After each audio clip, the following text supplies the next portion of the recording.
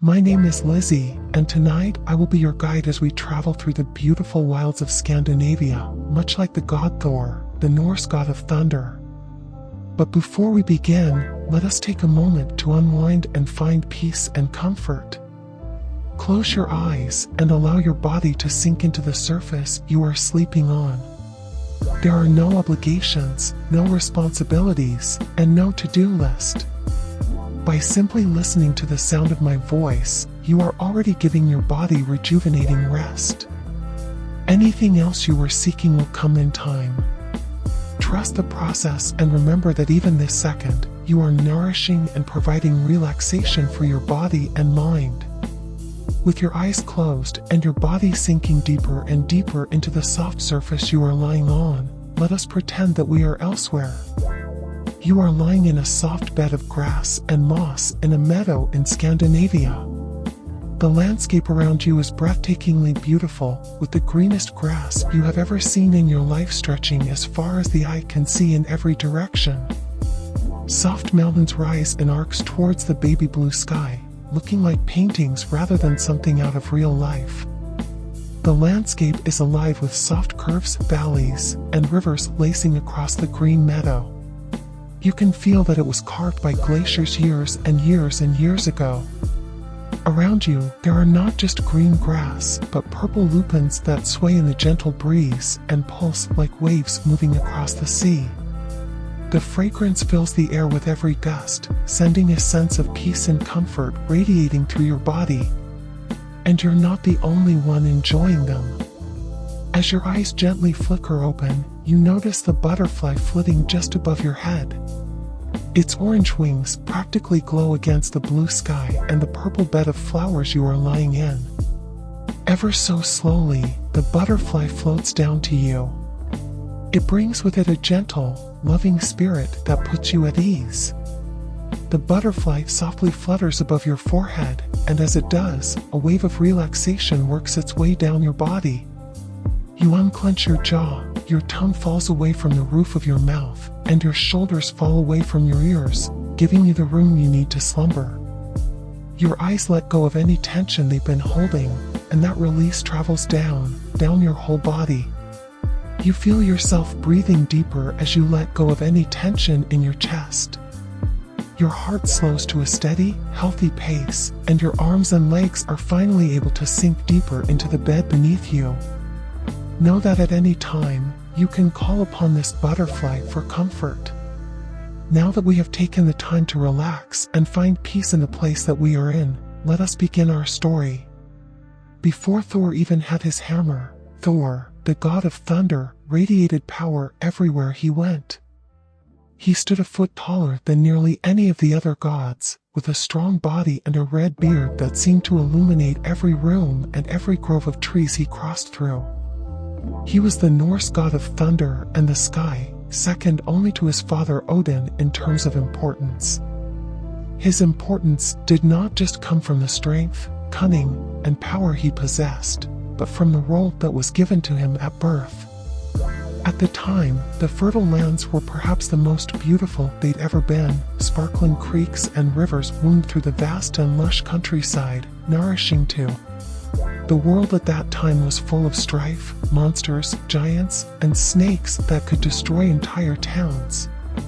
The humans that lived on this land may have enjoyed its beauty, but it was hard for them to ignore the troubles that came along with it. That's where Thor came in. Sworn to protect the gods and humans from giants and creatures of that time, he spent his life ensuring that those who called the world home were safe. He was one of the only gods that the giants feared, and he did all he could to keep them in their place. He was beloved by the other gods and humans, though his legendary anger was well known. At the same time, the future of his fate was known because Ragnarok was on the horizon, a great battle that foretold the deaths of many of the gods as they waged war against giants for the future of humanity and their kingdom. It was said that many of the gods would perish, and only 2 humans would remain to repopulate the earth. Thor knew that was on the horizon, as did the other gods, and yet he moved through life with no regrets, keeping the humans safe with every bit of his power. One day, After vanquishing some giants, Thor began the long journey back to Asgard where all the gods resided. He was in no hurry and decided to take his time walking across the breathtaking landscape, but he was born to protect it. It was midsummer, and the meadows were alive with colors beyond one's imagination. Brilliant purple lupin stretched as far as the eye could see, aglow in the midnight sun of summer like the ocean during a sunset. There were pops of yellow, orange, and red mixed in with the purple. It was nature's canvas at its finest. That was not all. Cars lacing through this meadow was a stream that wound down through the countryside from the snow-covered peaks on the far horizon. The stream was glacier-fed, and the earth blind was forged by volcanoes hundreds and hundreds of years ago. The glacial melt turned the water flowing into the stream to an otherworldly bright blue, a blue that was bluer than the sky, blue than anything else on Earth, and it was only made more beautiful by the black lava stones that coated the river basin. Thor started to cross the stream, unafraid to traverse through with his bare feet. The cool water rejuvenated him in a way he hadn't known he needed. For a moment, he simply stood in the water, soaking it in and enjoying the way it melted away the weight of the world on his shoulders. Something possessed him to reach down into the water and scoop up a handful of the black lava stones. They were lighter than normal rocks, with tiny holes and ridges perfectly speckled across them. He rolled them around in his hands for a moment, relishing the feeling of the cool, unbelievably smooth stone on his hand. It grounded him and made him feel even more at peace at the moment. He tucked the stones away in his pocket, knowing that his beloved wife, Sif, would enjoy them even more than he had. Bull believed that she was more beautiful than any flower, any stone, or any vista on Earth. He had wed her long ago, before he had stepped into his true power, before he was defending the Earth in the way he was now, and he loved her more every single day. No one compared to her. She was regarded as the goddess of the harvest and the goddess of the earth, while Thor ruled over the skies. Exhausted after their long day, Thor and Sif settled down for the night in their bedroom that overlooked the clouds. Sif smiled lovingly at her husband as she brushed her long golden hair, which every god in Asgard and every human on Earth greatly admired. It was as if it had been spun of gold. They settled into bed for the night, curled up against one another, and breathed peacefully as they slipped off into the realm of dreams. However, somewhere nearby, another god didn't feel like sleeping. He felt like causing a little mischief. It was Loki, the trickster god who was the son of a giant. He was a close companion of Odin and Thor, kept around for his wit and cunning mind. However, that is not to say that he was always on Odin's side. His playful trickster nature often led to him getting in trouble or taunting the gods themselves. And as Thor and Sif peacefully slept, Loki was rather bored.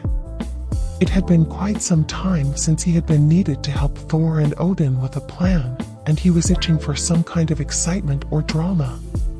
Gazing out over Asgard, he caught sight of Sif's hair glistening through an open window.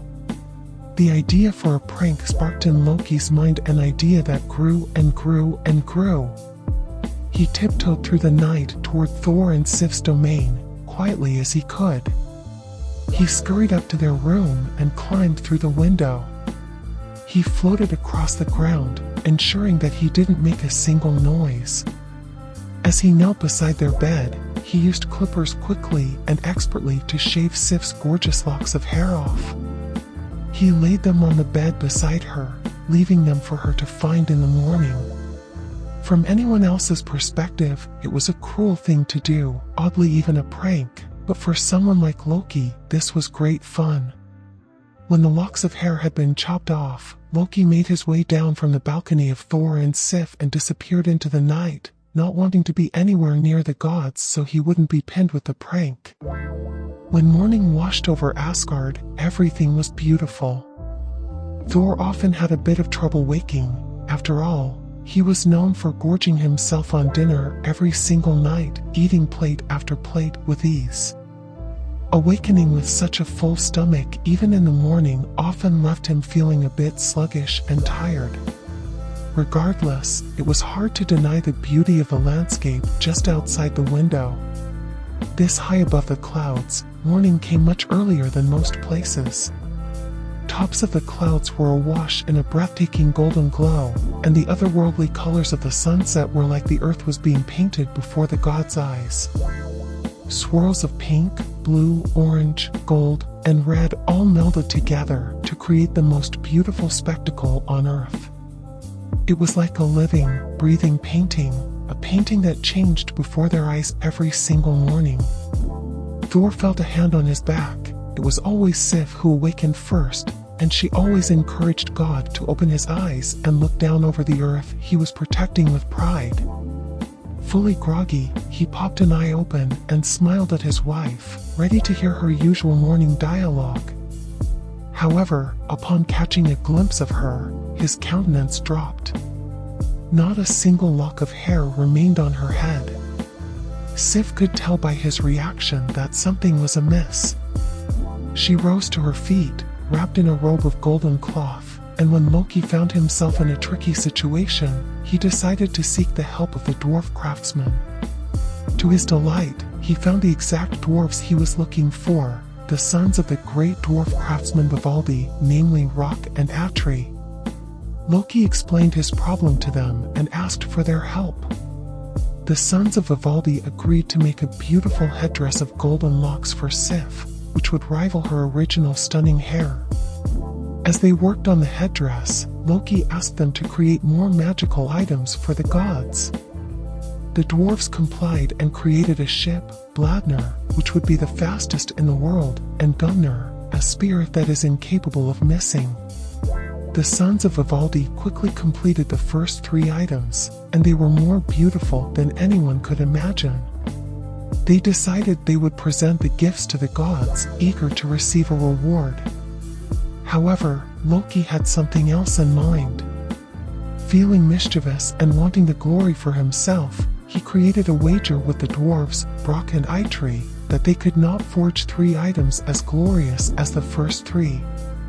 The dwarves happily took the wager, knowing that they could easily forge powerful and equally beautiful items. As they worked, Loki transformed himself into a gadfly and stung the dwarves, hoping it would slow them. Unfortunately for Loki, the dwarves continued to work. It wasn't until Loki stung one of the dwarves' eyelids, blocking his vision, that the dwarves were distracted at all. Seeing his window, Loki gathered the glorious items they created, a golden boar, a magical ring, and Mjölnir, a hammer worthy of a god, and hurried back to Asgard before the dwarves knew he was gone. When he arrived at Asgard, the dwarves were not entirely pleased to see him, but when he presented the gifts to them, they were in awe. First, he gave the golden hair to Sif. Thor took the golden headpiece and placed it upon Sif's head. Instantly, the goddess was aglow in a beautiful light. She looked even more stunning than before, so stunning that Thor felt like he couldn't breathe for a moment. He ran his fingers through his beloved's hair with a smile on his face. Though he was pleased, he still demanded that Loki apologize for putting his wife through such stress. Loki apologized, of course, and handed Thor a hammer with a mischievous glint on his face, telling Thor that it would certainly help with any other stress in his life. Both could not believe their eyes. The hammer radiated power. Even having just been handed to Thor, it seemed like it belonged to him, like it was a piece of him. Lightning crackled around the hammer as he tossed it from hand to hand, marveling at the superior craftsmanship. Then he threw the hammer toward a tree. It struck the tree exactly where Thor was aiming and returned to his hand like a boomerang. None of the gods had ever seen such a thing. They all gathered around as Thor turned it over in his hands in absolute awe. Finally, he had a weapon to face the giants, a weapon that was truly feared. For someone as marvelous as he, with Mjölnir by his side, he did not doubt that he could defeat any trouble that came his way. Loki gave the rest of the gifts to the gods, believing that he would instantly be in their favor. He was pleased with himself, though he was a man of mischief.